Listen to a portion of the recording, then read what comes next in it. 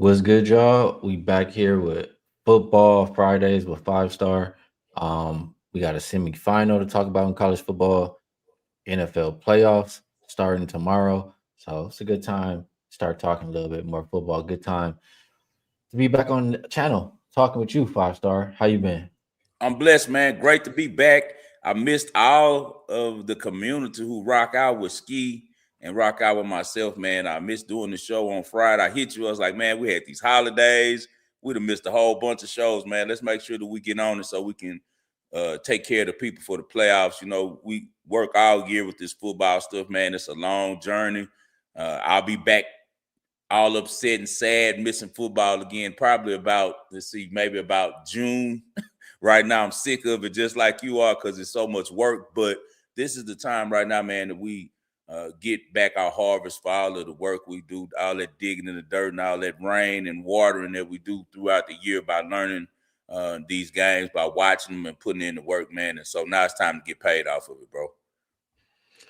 Yeah, this is the best time of year. This one I love the football right here, the playoff.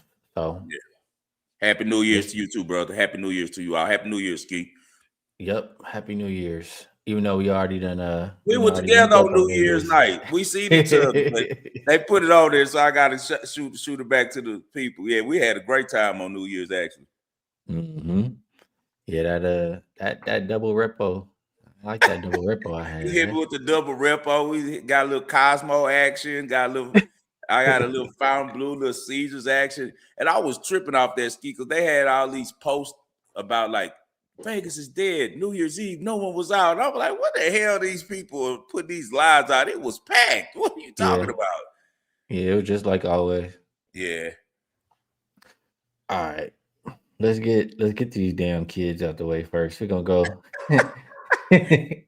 Badass kids. badass kids. Oregon and Indiana opened up -3.5. Looked like three. Yes, looked like three at most shops right now. There is a 3.5 still out there. Oh, it's down to Total went. three? Yeah, it's down to three, but there's one 3.5. Okay. Total open 47 all the way up to 49. Man, I'm sure when I hear you talk about these teams, I'll be reminded. I've honestly been checked out of college for probably like over a month now. But Right. I know I've seen Oregon dominating teams all season long. Indiana, I don't feel like I've seen dominate like that, but they're the favorite here. Who you think's gonna win or cover? Well, it's like this. You got better talent against a better team. So we'll see who wins out on that. Oregon has all the motivation in this game as last time that they faced Indiana at home, they end up having a horrible fourth quarter, going to fourth quarter with the lead, I believe. And they end up, or it might have been tied 2020. They end up losing 30 to 20, two interceptions by Dante Moore. Um, the whole thing that I got from that game was the physicality of Indiana.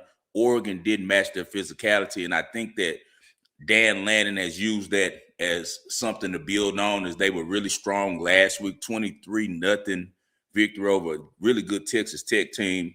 The defense is humming. Dan Lanning's background is defense.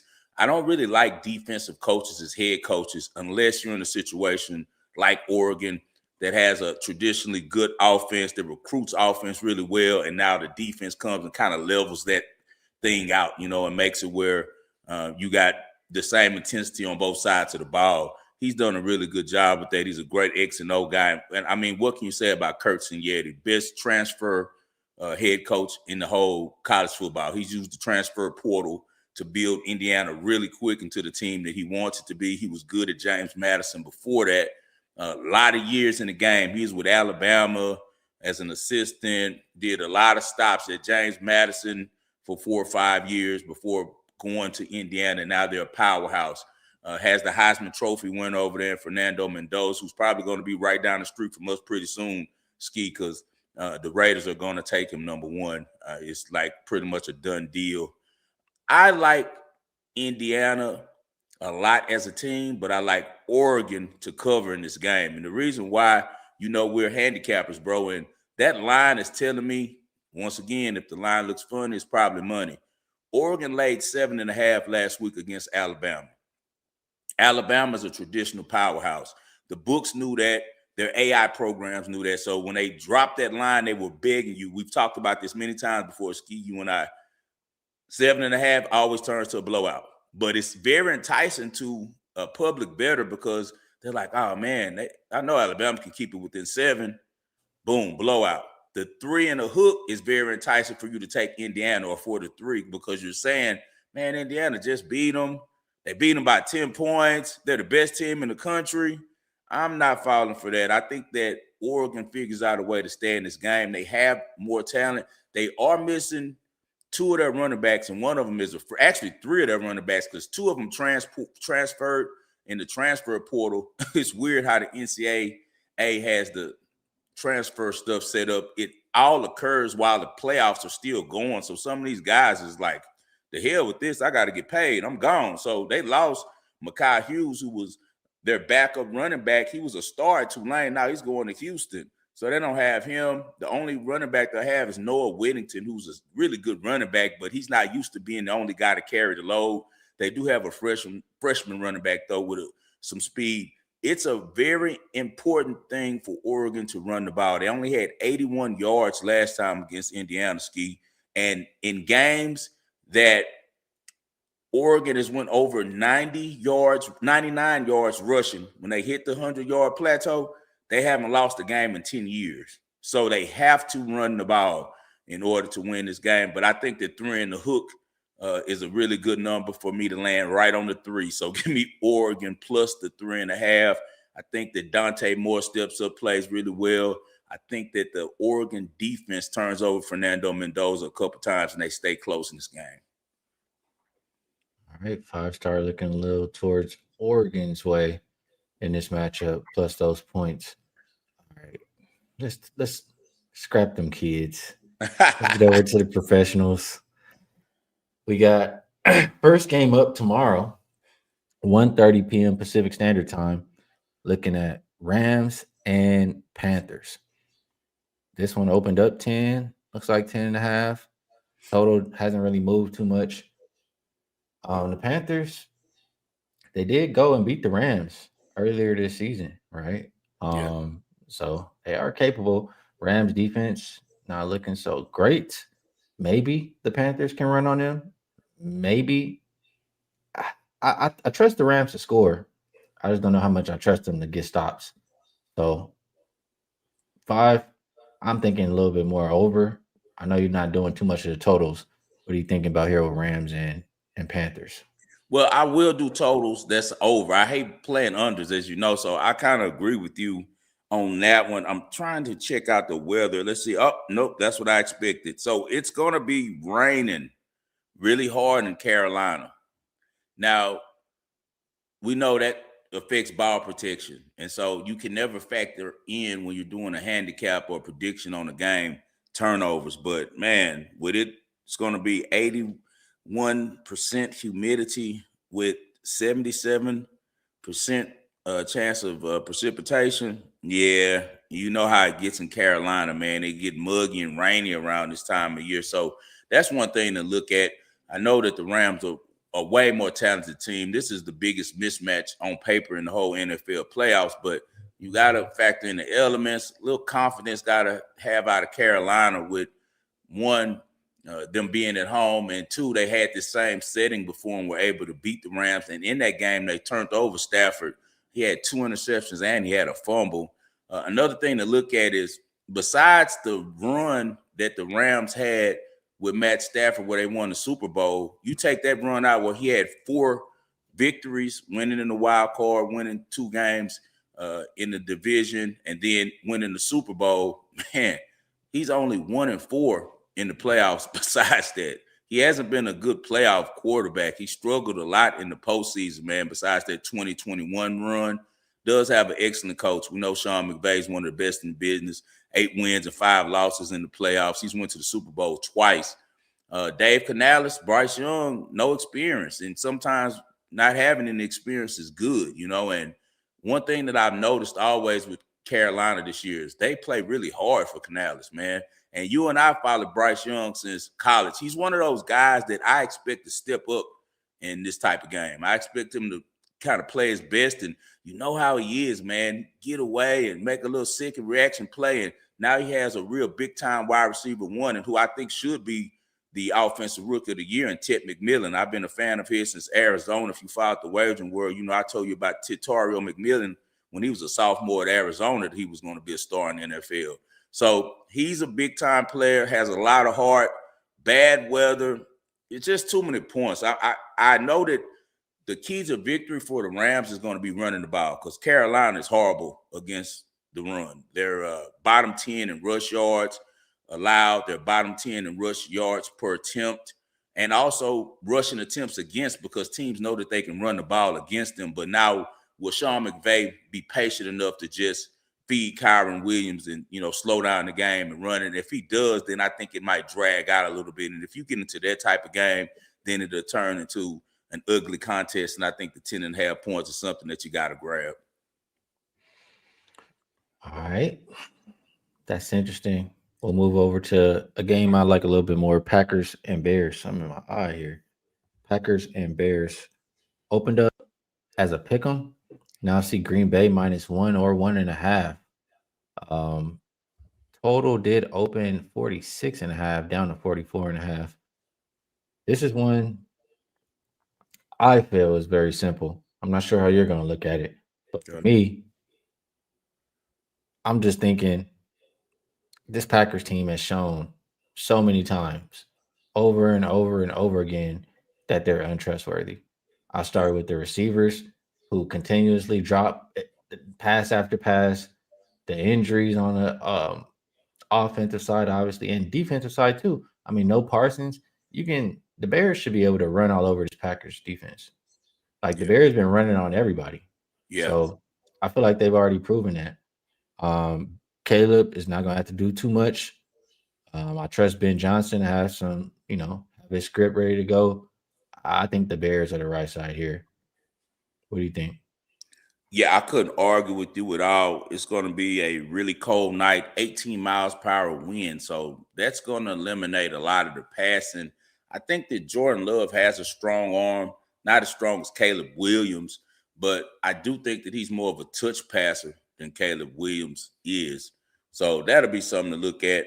As you said, run game. The Bears run the ball really well with the rookie that they have out of Rutgers, along with DeAndre Swift. Ben Johnson, first playoff experience. As I said, he really calls the run game well.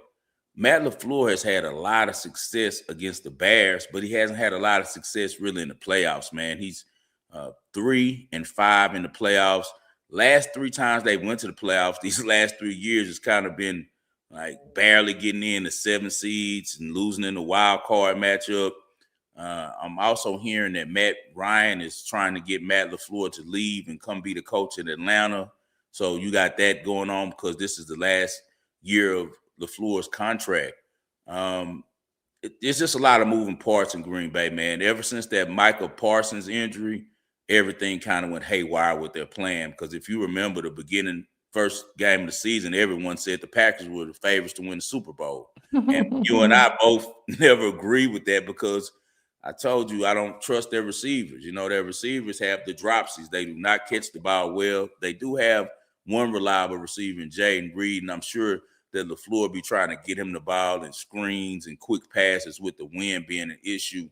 I think that my approach on this game, I agree with you with Bears full game. A lot of money is on the Bears, so I'm going to stay away from it. But I would probably approach the game with first half Packers plus a half point, only because the Bears have repeatedly started slow this season. You got both these teams aren't really playing at their best right now. Packers 4 games in a row losing. Bears have lost 2 in a row. 2 classic games against each other this year. 2 really good games.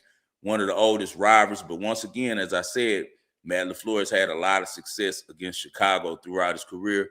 I'm going to go with the Packers to have a good game plan early, just the first half only, and to have the lead or be tied at halftime and be able to cash that ticket on that, because I would not fade Caleb Williams in the second half. He's been magic in the fourth quarter. I got to ask you, off the top of your head, obviously, who's the last good Bears coach Who's the last good coach for the Bears?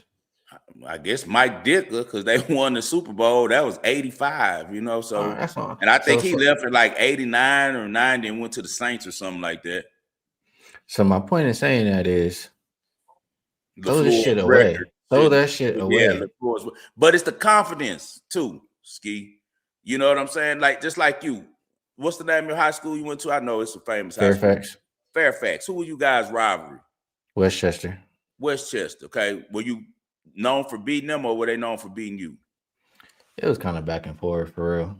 If you had a streak while you were there, like for instance, when I went to school, I went to a school in Louisiana called Ouachita High School. Shout out Ouachita Parish High School, won the state championship this year out there in football in Louisiana. And they beat Ruston. Ruston was our rivalry back then. We were 4-0 against Ruston.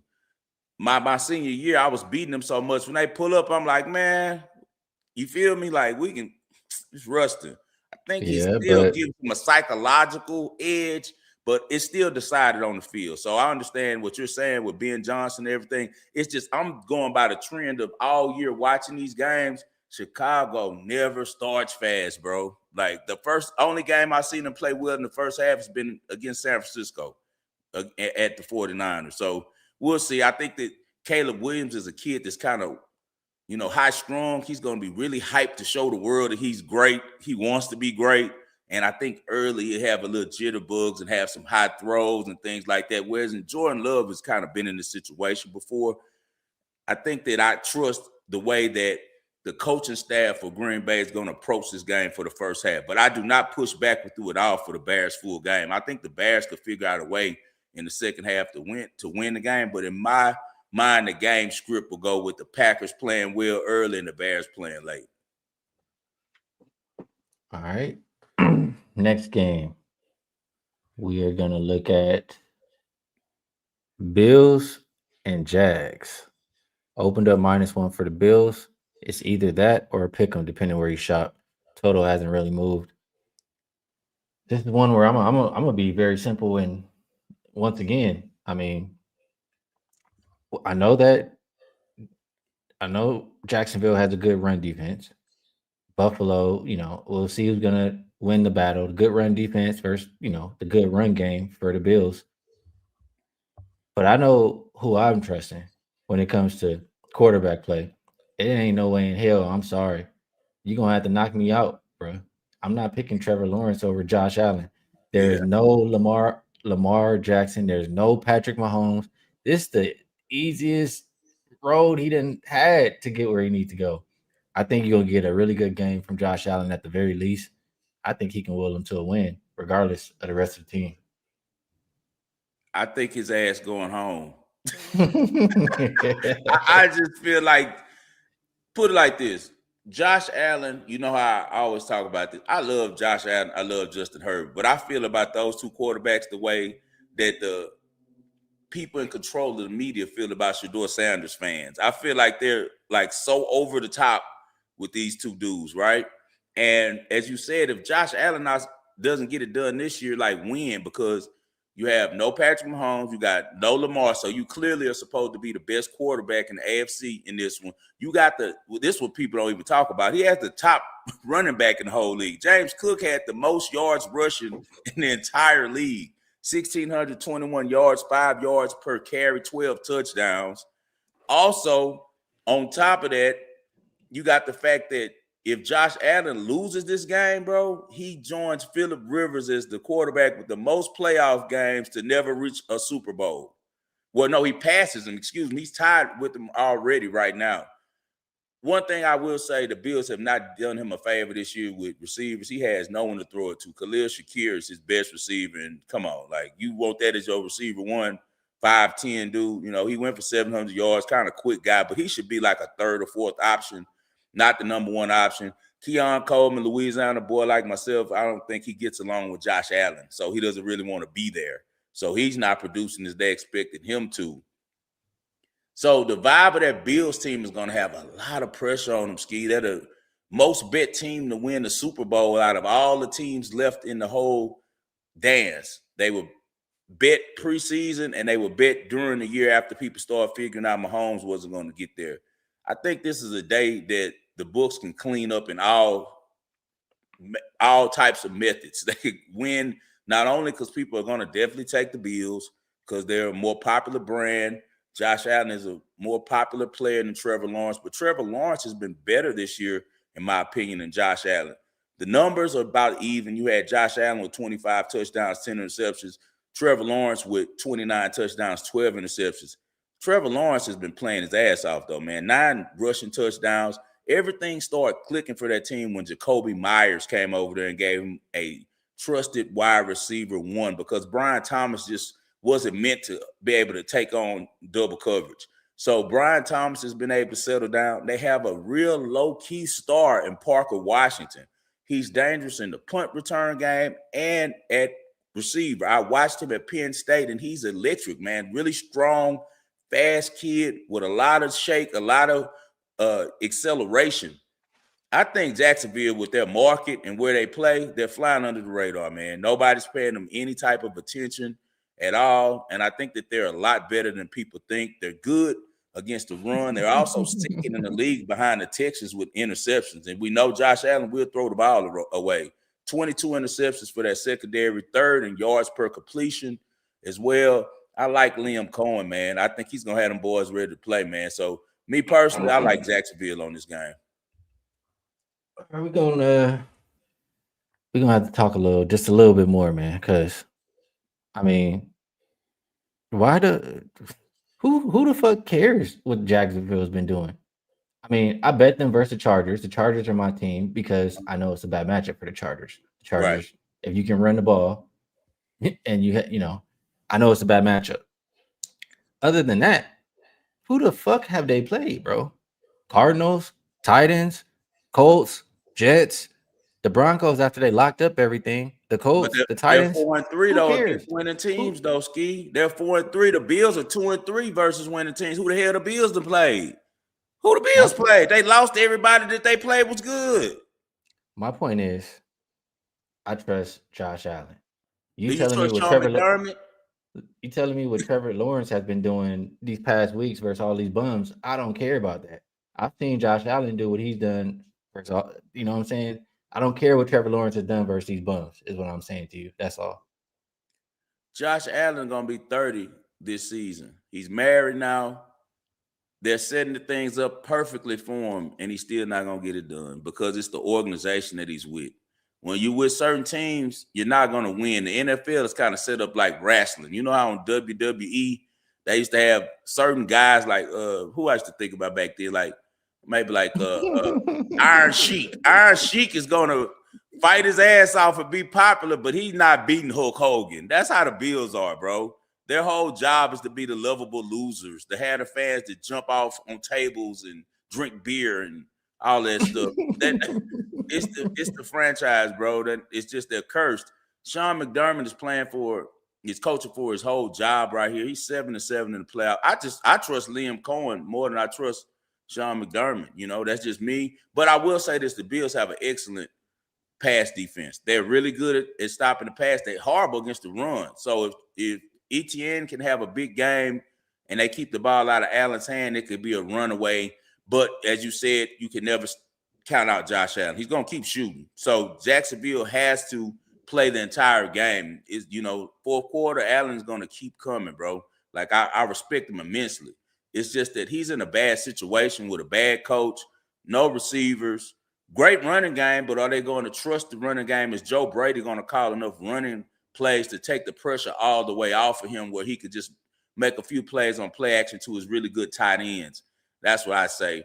Me personally, I like the Jags to win it. I haven't made an official play on this. I haven't went to the window on it and made a play. But me forecasting this game, I think the Jacksonville can win this game. They're 7-2 at home. I just like Liam Cohen, man. I think Liam Cohen is really good at this thing. I think he's one of those guys who's a diamond in the rough, man, and they found a really good head coach in him. And they're in a pretty good division, man. When you think about them going head on with the Texans and the Colts just fell off after Daniel Jones got hurt, but they were one of the top teams all year before that. And you know about the Texans are solid defense. You got C.J. Stroud. So I look at the Jags as a really good team that's just in a market where no one watches them. And I think the Bills are a little bit over value. People, like him because Josh Allen is a real marketable and likable guy. They gave him the MVP last season. And as I said, their fan base, Bills Mafia, is one of the biggest fan bases in the NFL. So we'll see. That's why the line is 1.5, because it's going to be a pick 'em pretty much.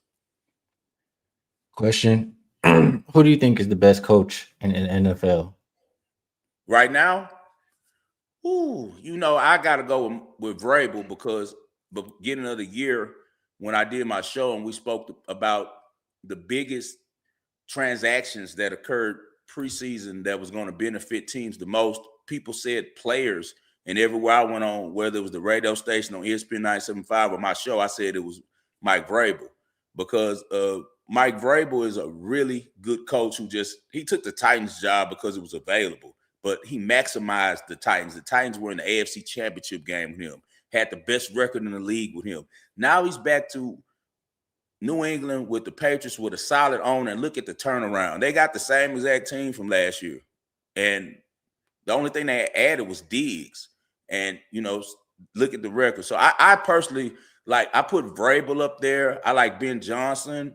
And Liam Cohen is up there. He's a riser. Andy Reid not on this list no more? I didn't heard you say 1,000 times Andy Reid and Patrick Mahomes. No. Things change. You got to pivot with information. Andy Reid's system has went stale. If he was that damn good, they'd be in the playoffs right now. They were just in the Super Bowl, weren't they? They were, but this year he's falling off, bro. It happens quick. So he's not a good coach because he had 1 year? You're going to be running around one day on the court trying to think you can shoot, and your Achilles is going to pop. You're going to say, damn, I'm old. My point in bringing this up was, you're talking about McDermott and you're talking about Josh Allen's losses in the playoffs. I mean, who have they been losing to? It's only one person. It's only Patrick Mahomes. Are we faulting them for that? No, we're not. So I'm knocking his ass for that. You crazy. You got to win. It don't matter. It's just like anything in life. Ski. Right Trevor now, Lawrence on his best day is not holding Patrick Mahomes' jockstrap. I don't give a damn that he lost to. I don't Trevor care. Lawrence was a higher ranked recruit coming out of high school. He was a much better college player than Josh Allen was. Josh Allen is somebody that people have made into a myth. Don't get me wrong. I watched him in Wyoming. I'm the first dude that tweeted about Josh Allen. I wish I still had my old account. 2017 to 16, I was the only person talking about Josh Allen. Like, y'all see this kid in Wyoming, 6'5", this bro, he can run, he can do everything. But with all that said, he's a lot more myth than he is playing, bro. He's a lot more myth than play. And that's why he has this record right now, along with your former Chargers quarterback, Phillip Rivers, is the most playoff wins, and he still can't get it done. It's never excuse. Right now, Ski, you can say, I try every day to bet. I bet for 30 days straight. I'm coming 1 point short. When that rent come, tell them that you don't got that rent and see if that matter. It don't matter, bro. All the excuses that they make for him and Herbert, it don't matter. You got to get it done. I'm going to just put it just like this. And this is the best way I can put it. During 2000 to 2010 in the NBA, there were two teams running the Western Conference. There were no other teams coming out. Does that mean those players were not good because they didn't come out? No. It just means that there was dominant force, the Lakers and the Spurs. It don't mean that Carmelo wasn't good. It don't mean that nobody else wasn't good. It just means that they ran into that dominant force every time. That is Josh Allen. That is the Bills. So you should probably bet the Bills to go to the Super Bowl. I'm taking it game by game. You should probably bet them to take, because I bet anybody on here who wants to bet that the Bills don't go to the Super Bowl this year. I'm taking it game by game, matchup by matchup. And I just know that Trevor Lawrence versus Josh Allen for my money, it ain't going to happen. I like Trevor Lawrence, man. Trevor Lawrence can play. This is the first year he had a good coach. He had a good coach with my guy from Monroe who just left, but they had a falling out amongst each other on the team. So it was a bunch of team mess that was going on with that. But if you remember, the first year that he came over there, they went to the playoffs. And remember, that's when your boy was up 27-0 on them. And guess what he did? He walked that shit down 27-0 at halftime to your Chargers. You probably was crying at the book that day. That's the Chargers. I mean, I've seen that 1,000 times as No, a I'm Charger just fan. saying, but hey, don't think Trevor Lawrence just some Eminem, bro. He's any flavor, bro. That he just had in Jacksonville for one. That's a bad place. Trevor Lawrence and Josh Allen are the same guys. They're both 6'5". They're both strong arms. They both can run. They're both leaders. They're the same guy. Just Trevor Lawrence did it at a bigger stage in college, and he won the championship with Clemson, but he got to the NFL, and he went to Jacksonville where he's hid. No one watches the Jaguars outside of Duval. That's it. Nobody watching that shit. Do you know why nobody watch it? Because they're playing bums over there. But all Oh, right, man. Come on, man. Sunshine You from gonna have to LA, show man. me, man. You from Sunshine LA got and to New show York. me. People always think the whole world rotates from LA to New York, but it don't. All right, let's keep going down the list, man. We got a few more. Speaking of Chargers, all right, let's get to that one. Let's get to they that about one. to get their bum asses smacked again. I don't think so. I don't think so. Good. That's what I want to hear. That's what I want to hear. I'm the Chargers fan who's never optimistic. I'm a Chargers fan who never thinks we're going to win anything because I've been a fan all my life. I see what the Chargers do. Right. But Harbaugh has made a difference. Yeah, I've seen some things this year that I have not seen being a Charger fan, all my year. I've been a Charger fan since like 2004 or 5. Okay. So I like what he's done with the team. This matchup specifically, the Patriots, they don't have no strong defensive line. They don't have no strong run defense. They pass defense is ass. They're not going to be able to take advantage of the weakness for the Chargers. The weakness is the offensive line. If the Chargers would have played the Jaguars, I would bet the Jaguars. But the Patriots can't take advantage of the Chargers' weakness. The Chargers are going to be able to, I say this, I said it all season, I'm going to say it again. The guys that they have available on the line for the Chargers, they cannot pass block for shit. If you got a good pass rush, you're going to tear them up all day. They can run block their ass off. Chargers going to be able to run the ball. They're going to be able to pass on that sorry-ass secondary. Chargers are going to be able to score. Chargers, team total is worth the look. Chargers plus is worth the look. Patriots, we'll see. I mean, yeah, they got a good offense and all that stuff. They're going up against a really good pass defense. Patriots don't have no run game to take advantage of the Chargers' weakness. Like I said, if it was the Jaguars, I'll be on the Jags because they got a run game. They can take advantage. Patriots can't. I got the Chargers. Best of luck on that one, brother. I'm on the Patriots, and that's an official play. You go ahead and tell me what you already bet that. I bet that at -3. I already bet it. I took the Patriots, and I kind of unloaded. I put about 10 units on that one. I love the Patriots in this spot. Patriots have won 13 or 14 games, 24-plus points in 12 straight games. Drake May been the best quarterback in the league all year. He has the 100. At least 100 QBR in every game except for 4, and even in those games they went 2-2. 28 points per game, second in the league. They have given up some sacks. They've given out 4-day sacks, but nothing close to what the Chargers have given up. The Chargers, unless John Harbaugh is going to play left tackle and right tackle, how in the hell are they going to win this game? They're 32nd in pass protection, man. The PFF has never rated anyone lower, and they won a playoff game. The lowest rated PFF pass protection team that won a playoff game ever has been like 24th.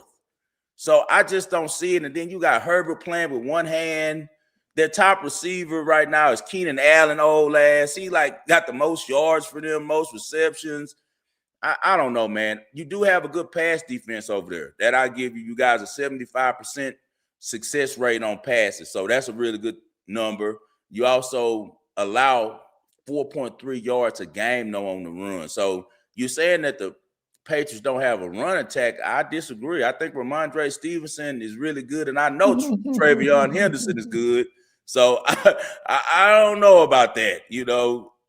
Another thing to look at also is that the Chargers are 29th in red zone offense, bro. So they might end up kicking a bunch of field goals, and then you look at the Patriots, they only allow 18 points per game, and then you got a guy like Vrabel who's going to be drawing up things to take advantage of the fact that they can't pass protect. The Patriots don't even blitz a lot. I guarantee you they're going to blitz this game. They're going to try to get into situations where they're making those tackles think. You still have Harold Landry is a really good defensive end over there. You got Chase on. He's a good defensive end. I think that they're going to be able to get to the quarterback some. Another thing to look at on this game as well is the fact that this game is in Foxborough. Like, this is an outdoor game for a dome team going outside late night, playing in a stadium with a lot of lore, with a lot of crazy fans who bring in that energy, man. I just don't see it done. If they get it done, more props to them. But I know for right now, I'm not betting on them, especially when you look at the history that your boy has in the playoffs. Justin Herbert is one of the worst playoff quarterbacks in the history of sports, bro. And until he shows me something different, I cannot trust him. In his career as a quarterback in the playoffs, Justin Herbert has a 50% completion percentage, 50.7%. So I'll give him 51%. He has a 60% rating at QBR in the playoffs. He also has thrown 2 touchdowns and 4 interceptions in the playoffs.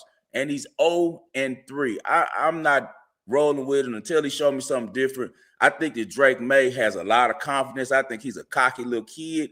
And I think that all of the forces and the energy of that Foxborough crowd and that Patriots, lore is going to help them get this one done. I think this is a really tough spot for the Chargers, bro, going across, the country. I do think that you guys have a great coach in Jim Harbaugh. He's a solid coach. Been to the NFC Championship game twice with the Niners, took him to the Super Bowl and everything. He can coach his ass off. So it's not on him. It's just that you guys don't have any offensive tackles. Like, that's hard to win like that on the road, in my opinion. And I don't think that the run game for the Chargers is good enough to take advantage of the Patriots' weakness, man. Give me the oh man, I'm not gonna lie, Five. I will be the first one to tell you that you know more about football than me. Right. I'm gonna tell you this too. I 1000% watch more Chargers than you do, and I'm telling you from hearing you talk. And I've had these debates with other people during the season, and I've been pretty right during most of the games. I bet somebody on Chargers futures this season, $500. I was right. Everything you saying, I've already addressed, or I can address. You're talking about the tackles. I've already talked about that, bro. The Patriots don't have a good defensive line. The Chargers can run block. They can't pass block.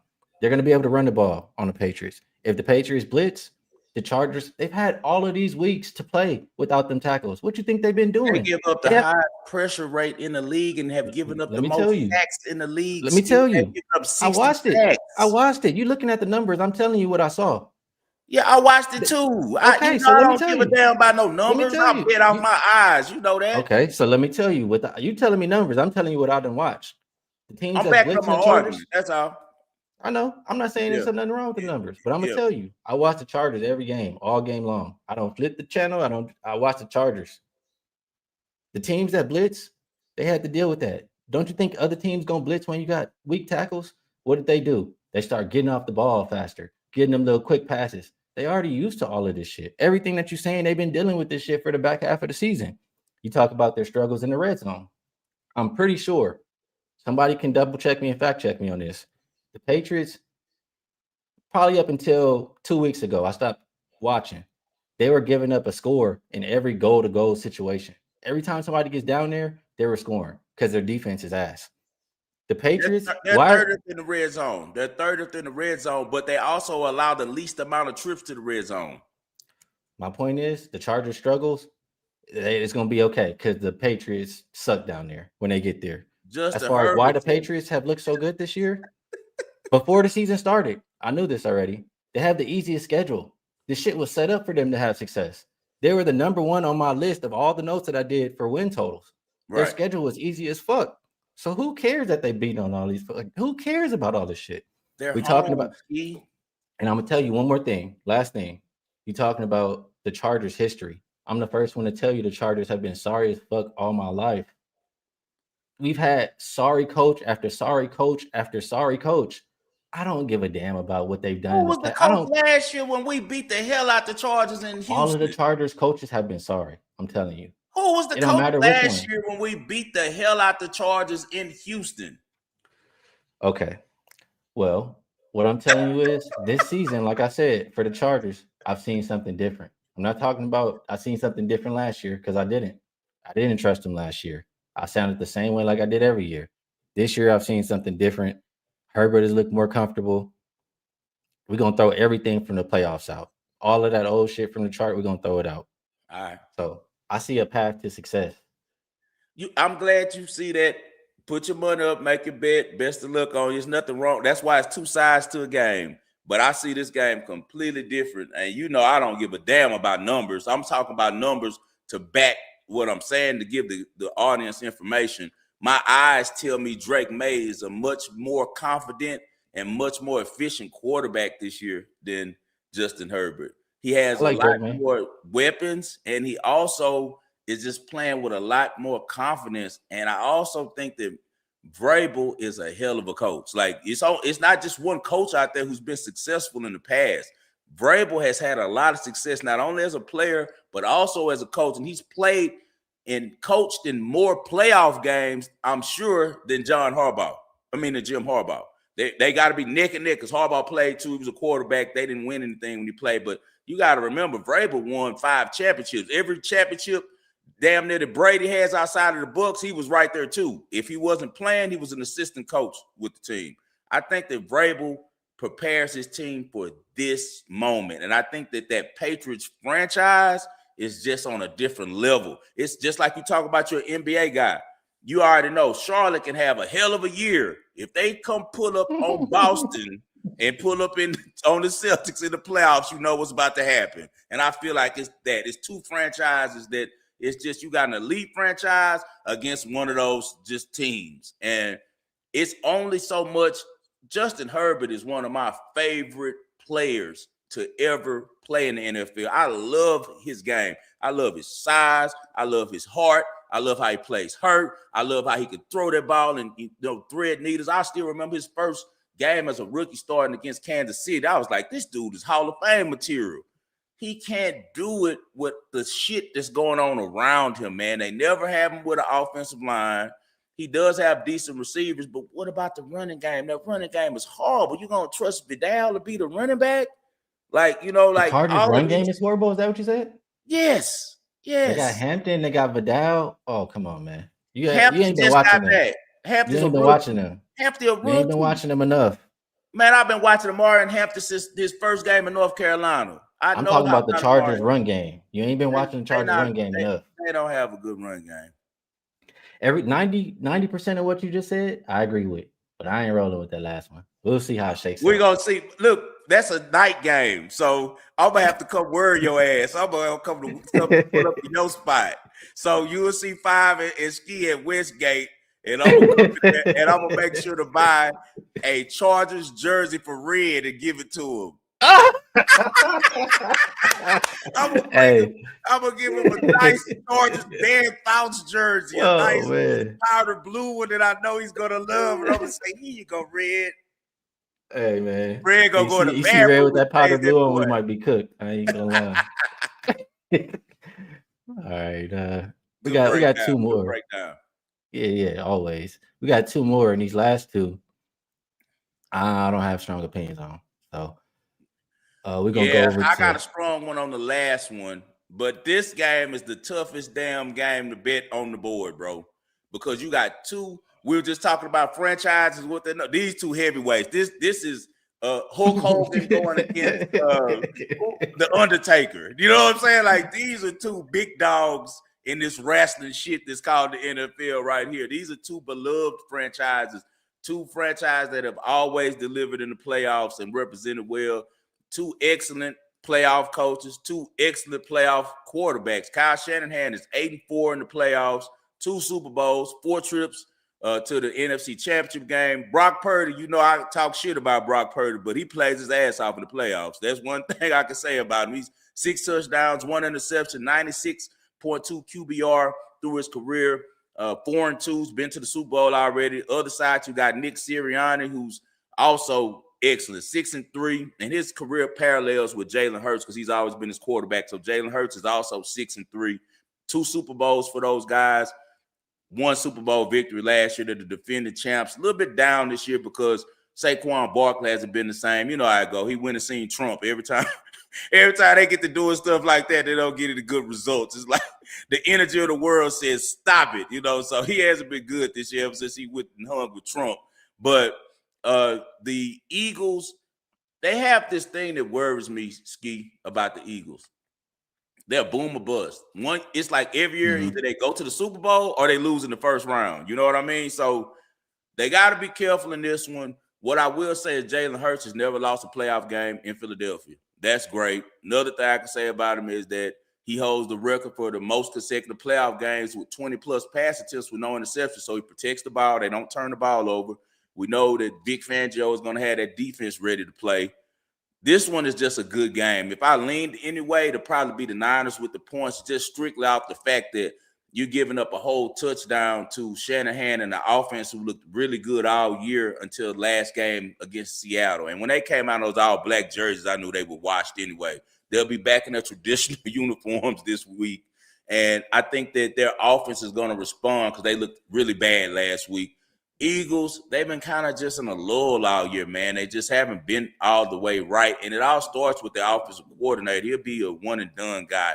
And the year that they lost if you remember, they lost in the first round to the Bucs the year before winning the Super Bowl last year. And the reason why is because their OC wasn't good. They were having problems with running the offense and putting points up, and they might run into that again. I have no official play on this one, just a really good game to watch, but I'd lean towards the Niners with the points.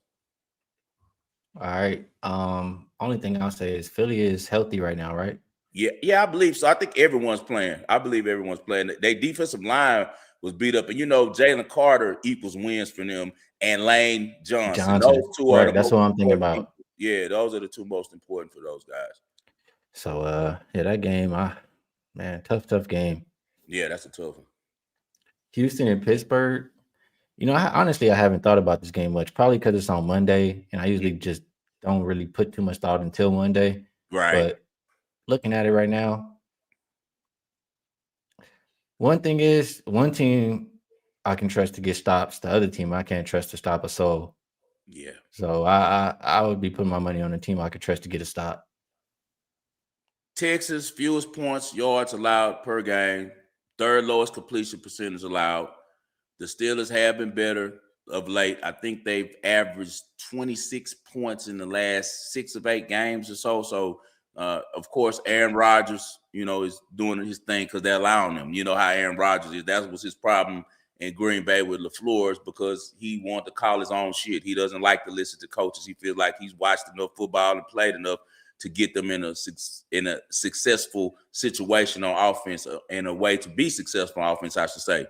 Mike Tomlin, trust him. Just do what you want to do. DK Metcalf is coming back, so the Texans have to be careful about that. Also, Steelers pride themselves on offensive line ever since the franchise has been around, so that's something to watch for. It's just the Texans got put in a really bad spot here where this game could be a lot jinkier than people think, just because we know the Steelers have not lost a Monday Night Football game at home since 1991. That's ridiculous, bro. That's like you weren't even born yet, right? So, 1991, 23 consecutive Monday Night Football wins for Tomlin. But on the reverse side, Tomlin hasn't won a playoff game since 2016, excuse me.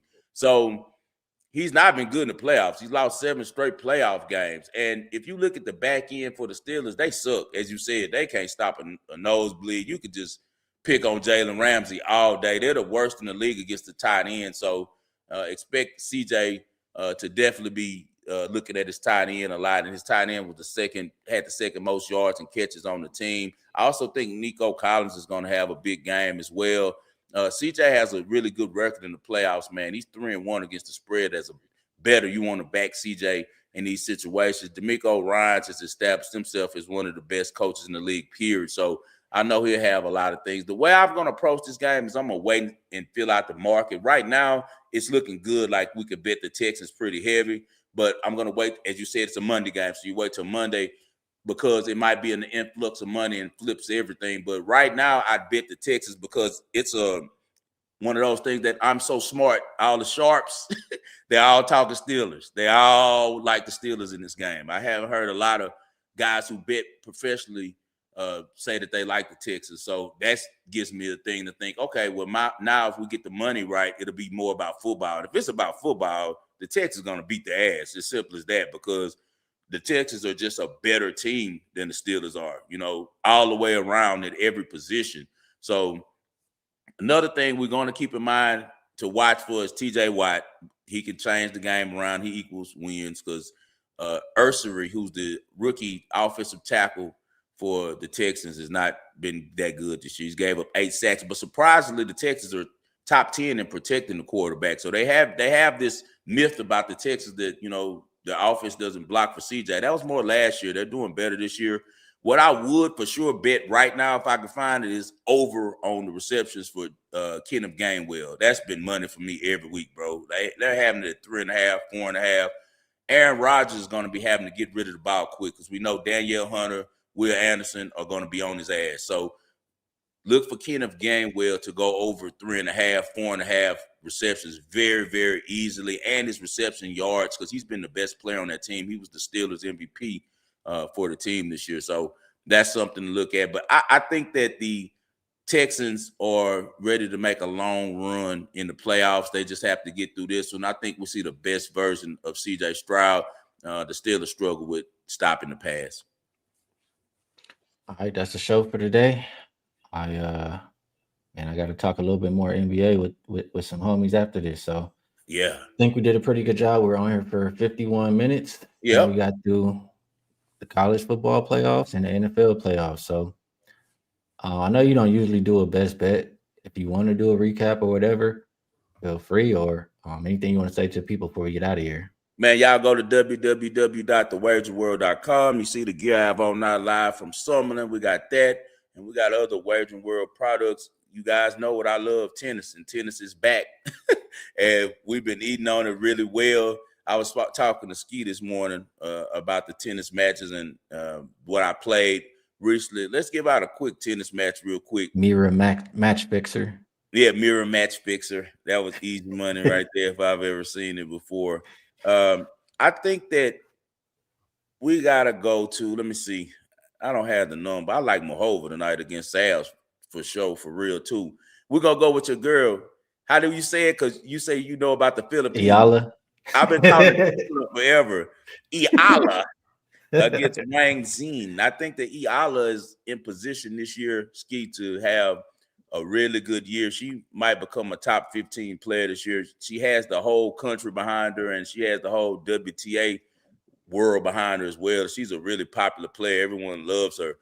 She's at -200, -2.5 at -125. I'll probably play the -2.5, -125 for her. But also, guys, keep your eyes on some upsets. They're not official plays for me, but I'm just throwing it out there to keep your eyes on. Eva Jovic, she can win at +240 against Svitolina. Svitolina had a really tough match last night against the girl from England. I forgot the girl's name she played, but they went deep. They went 3 sets and win the tiebreak in the third. And you know that Svitolina is getting a little bit older, and she's married now. So she's not as young as she was before and is spry. And you got Jovic is like 18 and full of energy, bro, and she wants to whoop ass. So she's been really hot the last 2 years. Watch her at the +240. And also keep an eye on my girl, Karol Muchova. When Muchova is right, you know she gives all the top girls problems. We've been betting her for years, Ski. She's +320. She won for me against Rybakina yesterday at +330.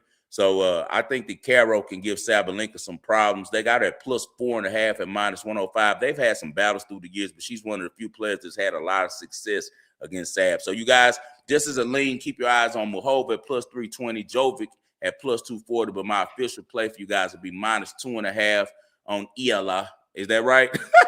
At close enough. They're -200 on Iala. That's in WTA, man. All right, good stuff.